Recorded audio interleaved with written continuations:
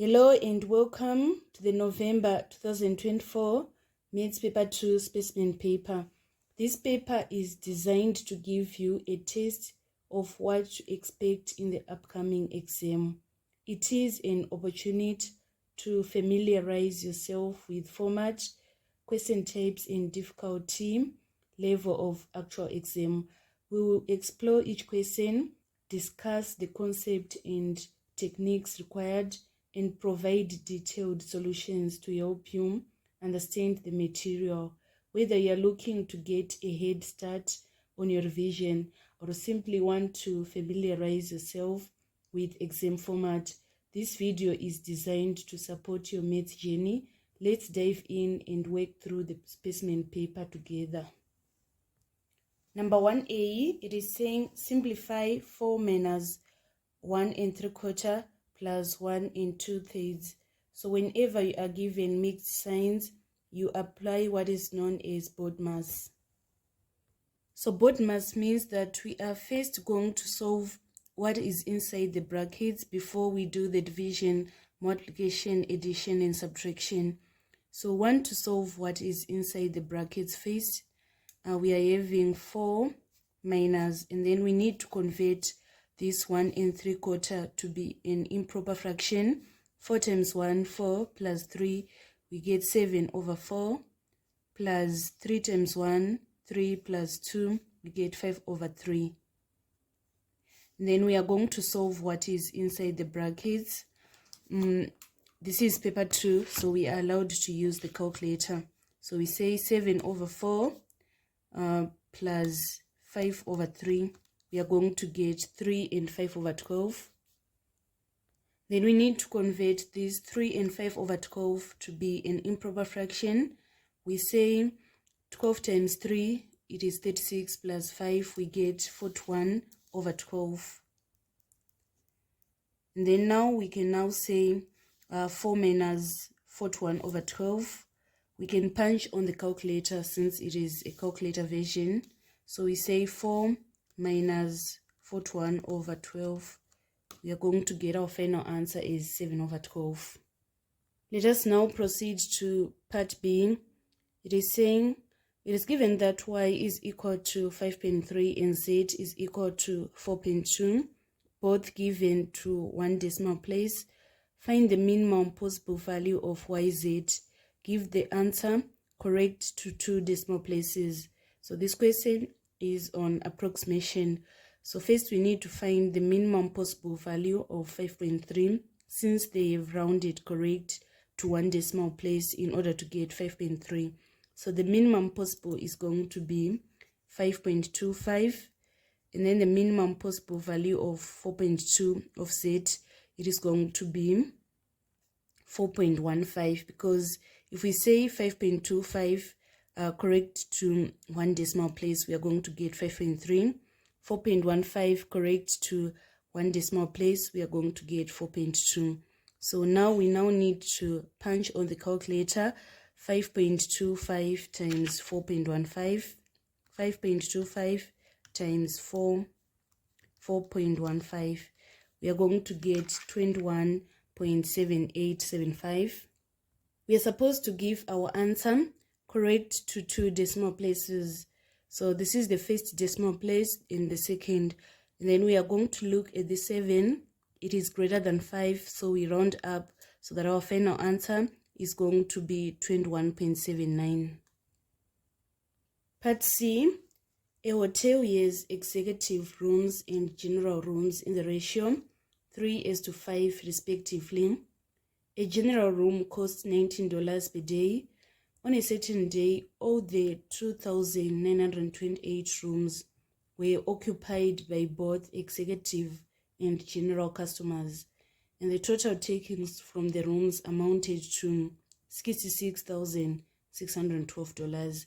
So we're supposed to find the number of general rooms in the hotel.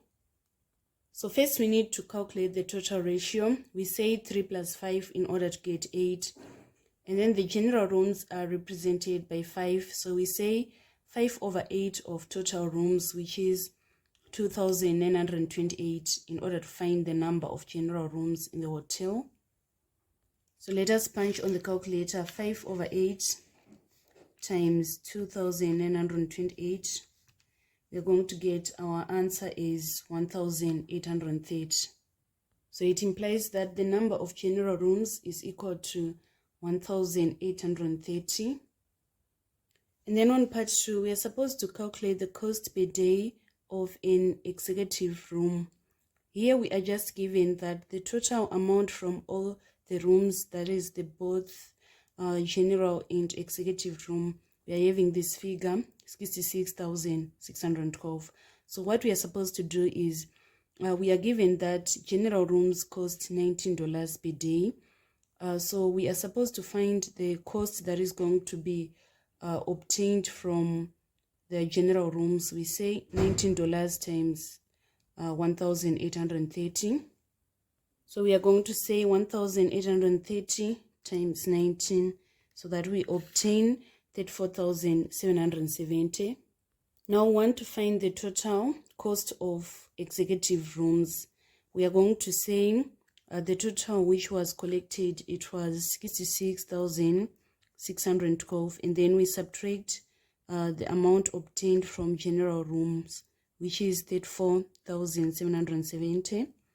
So we say 66,612 minus 34,770, so that we get the cost of executive rooms is $31,842. We need to calculate the total number of executive rooms. We are given that the total is this 2,928. So we are going to subtract 1,830. Let us punch on the calculator. 2,928 minus 1,830. We are going to get 1,098. So it means that the total number of executive rooms is 1,098. So the cost of 1,098 is equal to this 31,842. What about 1? We are going to apply proportion. It is going to be less. So to get the cost of one executive room, we are going to say 1 over 1,098 times 31,842. Let us punch on the calculator. 1 over 1,098 times 31,842. We are going to get 29 as our answer. So it means that the cost of one executive room is $19. So this is the complete solution of specimen paper, November 2024, number 1. Let us now move on to number 2. Number 2A, matrix A, which is x plus 2, 3, 14, 3. It is the determinant of less than 7. The determinant of matrix A is less than 7. We're supposed to find the largest integer value of x. So we are given that the determinant of matrix A is less than 7. So you should know that when you are calculating determinant, the formula is AD minus BC. So this is our A, our B, our C, our D. So we say AD minus BC. So our A is x plus 2, and then our D is 3. We subtract BC, which is 14 times 3. Let us expand our bracket here. 3 times x, 3x, plus 6, minus 14 times 3. 14 times 3, it is equals to 42. So we now have our determinant is 3x minus 36, because if we say 6 minus 42, we are going to get negative 36. And we are given that the determinant of matrix A is less than 7. So we are saying this determinant, which is 3x minus 36, is less than 7. We need to solve this inequality. We are going to shift this minus 36 to be on the other side. So it is going to be 7 plus 36. If we say 7 plus 36, we are going to get 43. So we say 3x is less than 43. Then we divide both sides by 3, so that we are going to have our x being less than 43 divided by 3. It is equal to 14 and a third. So our x is less than 14 and a third. So we need to find the largest integer that satisfies this inequality. So the integer that satisfies this inequality is 14. 14 is the largest integer that is less than 14 and a third. And then on part 2, we are supposed to find the inverse of A using the value of x in A part 1. So first, let us substitute that x and find our matrix A. So if we substitute this 14, sorry, this is supposed to be 14. I don't know how I write this 13, 14. So we are going to write 14 plus 2, we get 16. Here we write 14, here 3, and here 3. So we need to first find the determinant. Determinant is AD minus BC. So we say 16 times 3 minus 14 times 3. So 16 times 3, we get 48.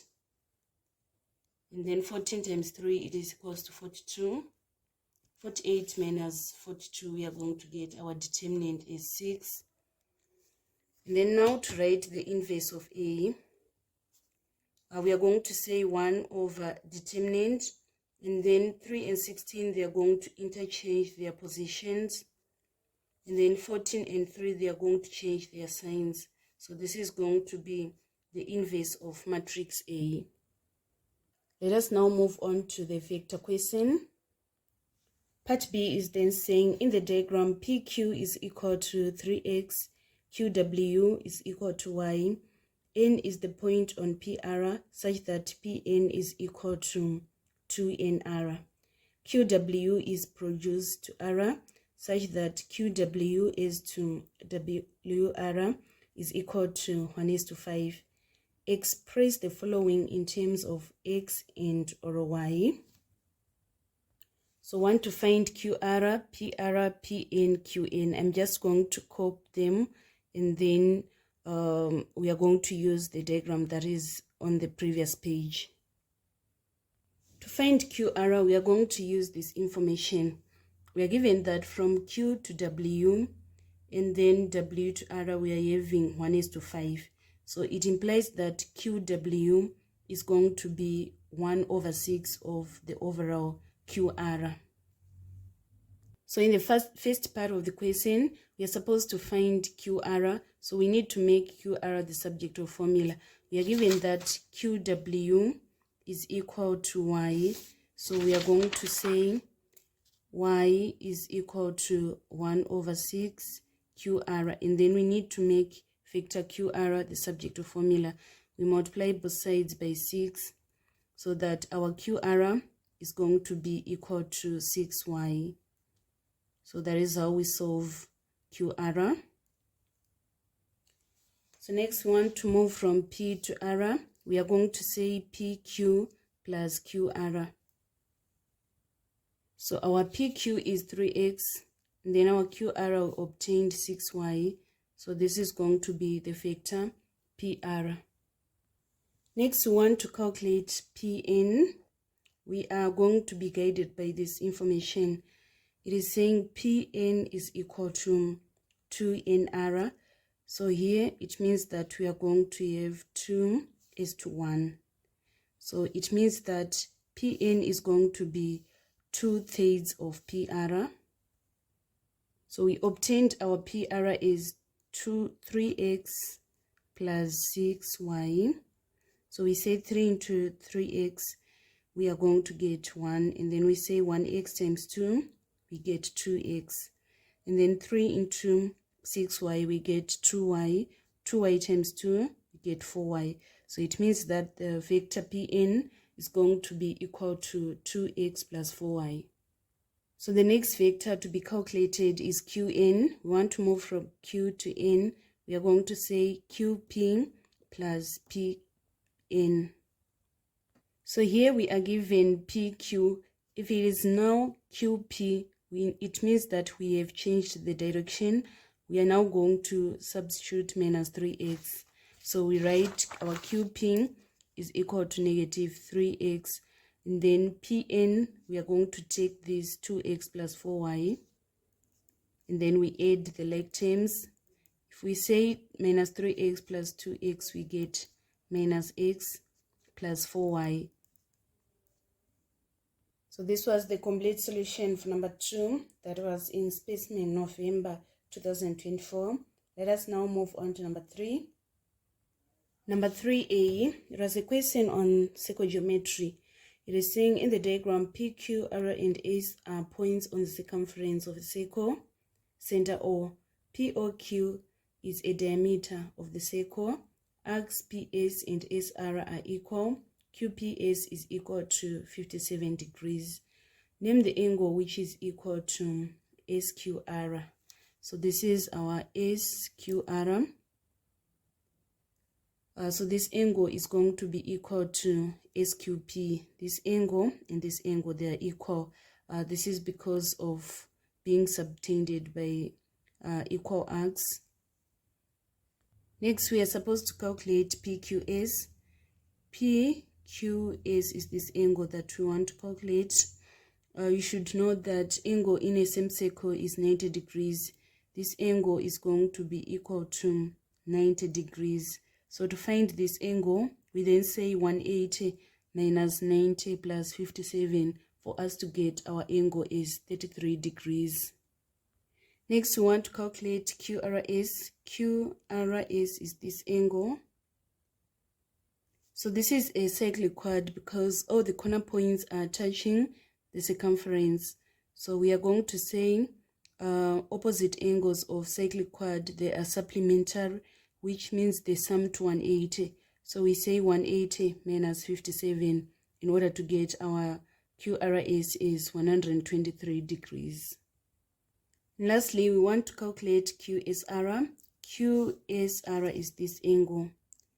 So here we are having 123 and we say this angle is equal to this angle. Here it is 33. So to find this angle, we then say 180 minus 123 plus 33. So let us punch on the calculator 180 minus bracket 123 plus 33. We are going to get 24 degrees as our answer. Let us now move on to part B. In the diagram, triangle PQS is right angled at Q. SRQ is a straight line. PQ is equal to 3.7 centimeters. PR is 5.2 and PSR is 22.3. We're supposed to find the length of PS. So we want to find the length of PS. It is this, from this point to this point. So this is a right angle triangle. We are going to apply trig ratios. Here we are given this angle 22.3 and the opposite is 3.7, and then we want to find this height. So we are going to say sin theta is equal to opposite over height, of which our height is PS. So we multiply both sides by PS. And we say sin theta, which is sin 22.3. This is equal to our opposite, which is 3.7. And then to make PS the subjective formula, we are going to divide both sides by sin 22.3. We divide here by sin 22.3 so that we make PS the subjective formula. So make sure that your calculator is on deck. You say 3.7 divided by sin 22.3. We are going to get 9.75. So if the degree of accuracy is not specified, we round correct to 3 significant figures. So our answer is going to be 9.75 centimeters. Next, we want to calculate QPR. QPR is this angle. So to find QPR, we first need to find this RQ. we are going to apply Pythagoras theorem. We say RQ, so we are going to say 5.2 squared is equal to RQ squared plus 3.7 squared. So we are going to shift this 3.7 squared to be on the other side. It is going to be subtracted. So we're saying 5.2 squared minus 3.7 squared. We are going to get 13.35. And then RQ, it is going to be square root of 13.35, which is equal to 3.65. Now that we have this RQ, we can now apply the sine rule of finding angles in order to find this P. So the sine rule, we are going to say sine 90 over 5.2 is equal to sine QPR over 3.65. So here we multiply both sides by 3.65.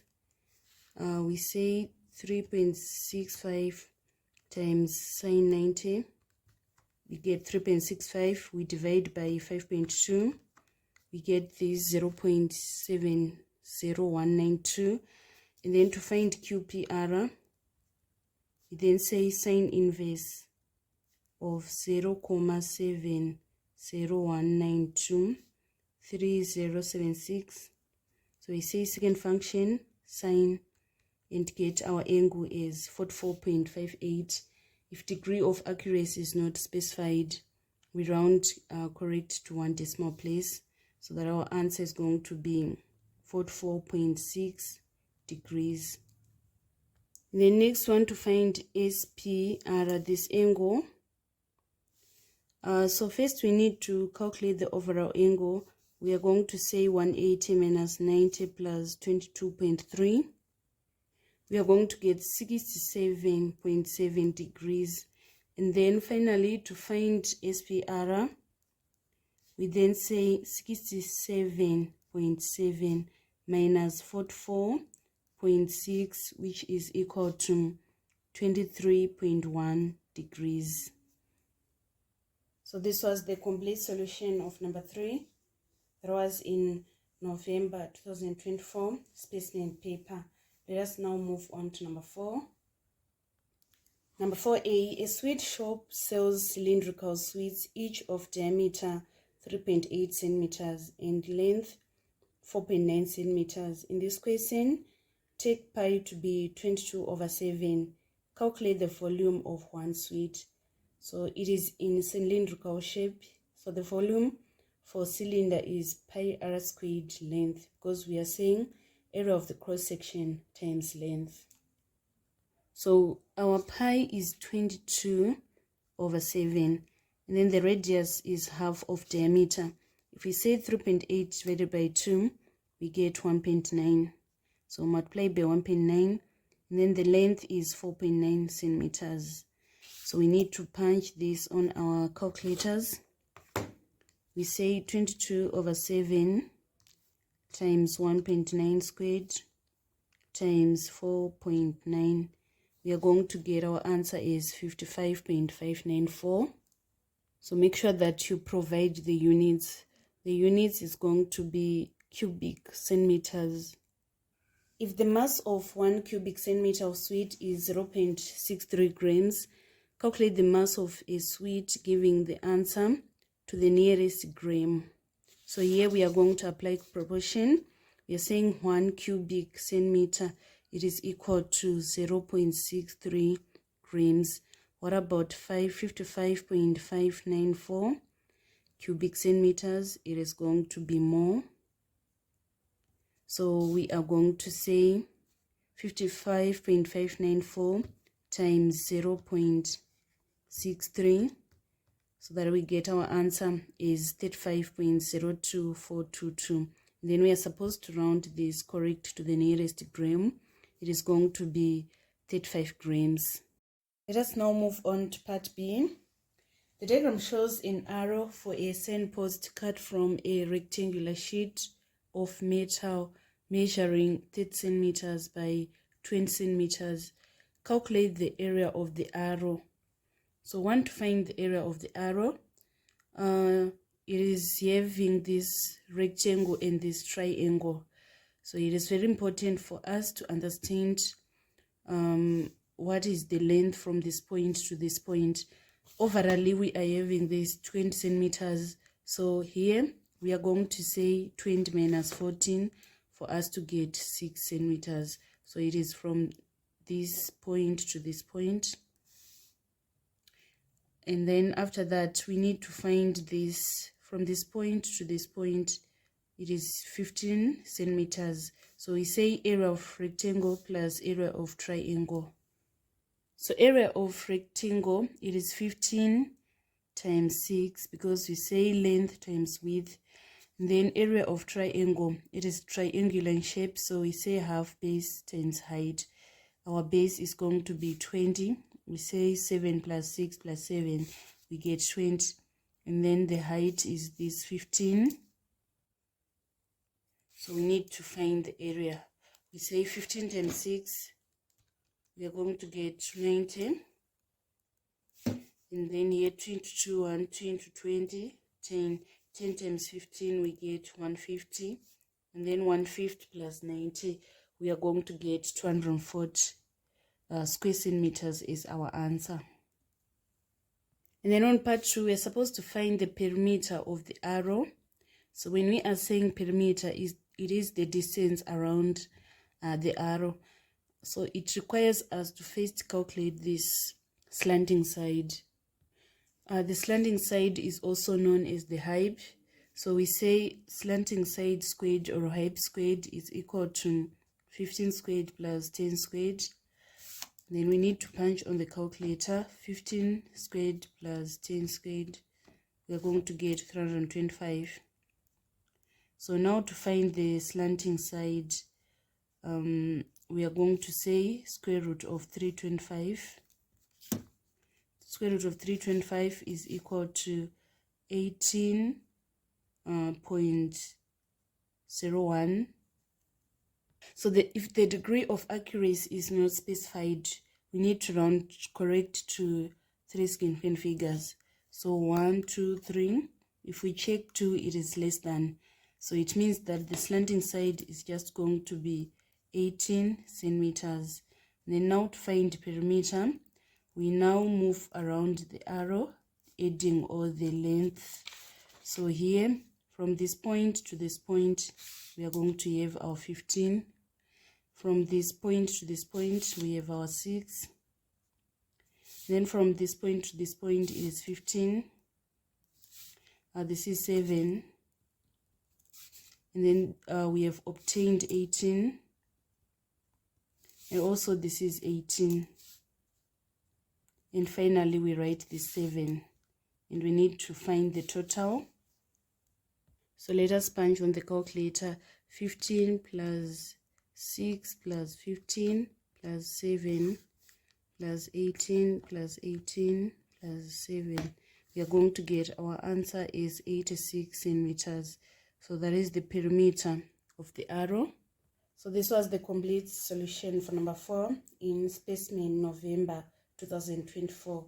Let us now move on to the final question in section A. So number 5 is a question on construction and locus. It is saying answer the whole of this question on a sheet of plain paper provided. Use ruler and compasses only for all constructions and show clearly all construction lines and arcs. All constructions should be done in a single diagram.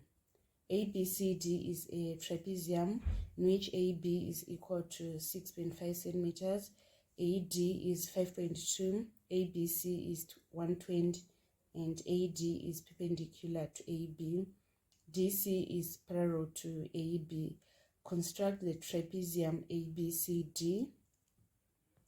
So guys, I'm failing to locate my message, but I've worked it before. I'm going to show how I worked this question. So first we are going to open our canvas to be 6.5 centimeters wide, And then from this point A, we construct an arc while it's opening our canvas to be 6.5 centimeters wide. And then from this point, we draw another arc. That is how we are going to construct AB, and we label that it is 6.5 centimeters. And then the next step, we are given that ABC is equal to 120 degrees. So we need to construct 60 degrees. 60 degrees is going to be on this side. And when constructing 60 degrees, from this point B, we open an arc. We open our canvas and draw this arc. From this point, we draw this arc. We then join point B and intersection of the two arcs in order to have 60 degrees. But we want 120, so 120 is going to be this angle. And then after that, we need to extend our BC. And then we are given that AD is perpendicular to AB. So we need to construct our 90 degrees. This is the 90 degrees I have constructed. And then I measure from this point A to D. I'm supposed to have this 5.2 centimeters. And then DC is supposed to be parallel to AB. So it is going to be this line where this DC is going to meet this BC. It is going to be our BCD. So this is how you get the first 6 marks. And then on part 2, you're supposed to construct the bisector of ABC. So when constructing angle bisector, this is our 120 degrees. From this point, we are going to draw an arc here and here. And then from this point, we draw 2 further arcs. At this point, we draw this arc, and then at this point, we draw this arc. We then join the intersection of the 2 arcs and point B in order to have the angle bisector of ABC. And then on part B, we are supposed to describe the locus of points that the bisector of ABC represent. So it is the locus of points that are equidistant from line AB and line BC. And then part C is saying measure and write down the length of BC. So we are supposed to measure this angle, this line BC. It is going to be 6 centimeters. So from this B to this C, we are having 6 centimeters. So this marks the end of our tutorial on section A of specimen paper, November 2024. Thank you so much, guys, for following me on this channel. Please don't forget to subscribe and like my videos. I love you all. This is Eve signing out.